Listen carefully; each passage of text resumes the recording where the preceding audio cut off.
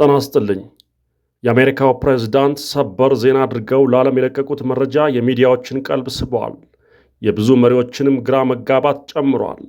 የቬንዙዌላው ፕሬዝዳንት ማዱሮ እጃቸው ታስሮ አይናቸው ተሸፍኖና የጆሮ ማዳመጫ ተደርጎላቸው ሲወሰዱ የሚያሳይ ምስል የዩናይትድ ስቴትስ ፕሬዝዳንት ዶናልድ ትራምፕ የግል ንብረታቸው በሆነው ትሩዝ ሶሻል ሚዲያ ላይ አጋርተዋል። ማዱሮን እንደ ሳዳም ሁሴን ለምን? የቬንዙዌላ ዕጣ ፈንታስ እንደ ኢራቅና ሊቢያ? ወደ ዝርዝር መረጃው አለፍን። የነዳጅ ሀብቷ ጠላት ያመጣባት ቬንዙዌላ ከ304 ቢሊዮን በርሜል በላይ የነዳጅ ክምችት በመያዝ ከዓለማችን የሚወዳደራት ሀገር የለም። ሆኖም ይህንን ሀብቷን እንዳትጠቀም ፈጣሪ በሰጣት የነዳጅ ዘይት እንዳትበለጽግ በተለያዩ ሴራዎችና ማዕቀቦች ስትከለከል ኖራ በዛሬው ዕለት ደግሞ የነዳጅ ሀብቷን ለመዝረፍ ለዘመናት ስታደባ በቆየችው አሜሪካ ከተሞቿ በቦምብ እየወደሙ ይገኛል። በሰላም ይኖር የነበረው የቬንዙዌላ ሕዝብም ነዳጅ ስላለው ብቻ በጠራራ ፀሐይ በጉልበተኛ መንግሥት የጦር አውሮፕላኖች ከተሞች እንደፈራረሱባት ተፈርዶባታል።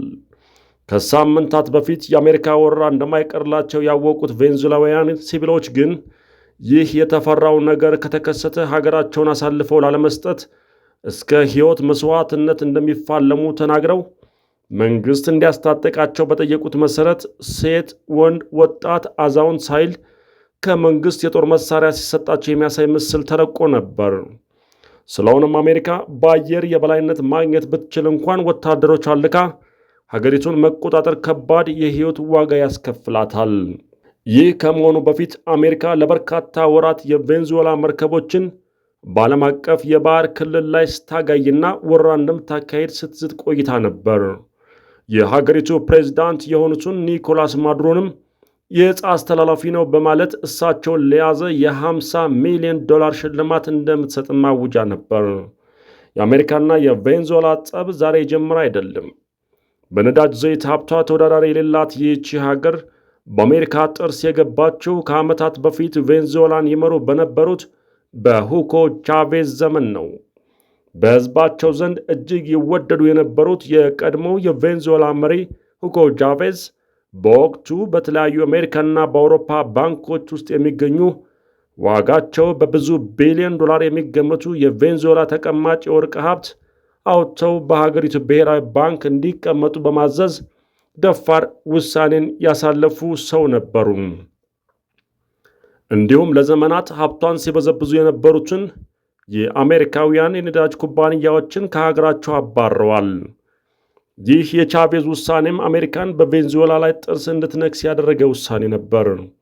በዚህ መልኩ ሀገራቸውን ከዘመናዊ ቅኝ ግዛት ያላቀቁት ሁጎ ቻቬዝ ካለፉ በኋላም የእሳቸውን አመራር የተከተሉት የአሁኑ ፕሬዝዳንት ኒኮላስ ማዱሮም የሀገሬን ጥቅም አሳልፌ አልሰጥም በማለታቸው ለዓመታት ሲዛትባቸው ቆይቶ ዛሬ ጦር ተመዞባቸዋል። ከትራምፕና ካልተረጋገጡ ምንጮች እንደተሰማው ኒኮላስ ማዱሮ በአገራቸው ከተደረገው ድብደባ በኋላ መያዛቸው ቢነገርም ይህን አስመልክቶ እስካሁን ከገለልተኛ ምንጮች አልተረጋገጠም። የቬንዙዌላው ፕሬዝዳንት ማዱሮ እጃቸው ታስሮ አይናቸው ተሸፍኖና የጆሮ ማዳመጫ ተደርጎላቸው ሲወሰዱ የሚያሳይ ምስል ትራምፕ የግል ንብረታቸው በሆነው ትሩዝ ሶሻል ሚዲያ ላይ አጋርተዋል። የኦፕሬሽኑን ፍጥነት ብታዩት አሉ ትራምፕ በመግለጫቸው ላይ፣ የኦፕሬሽኑን ፍጥነት ብታዩት ኑሮ አስደናቂ ነበር።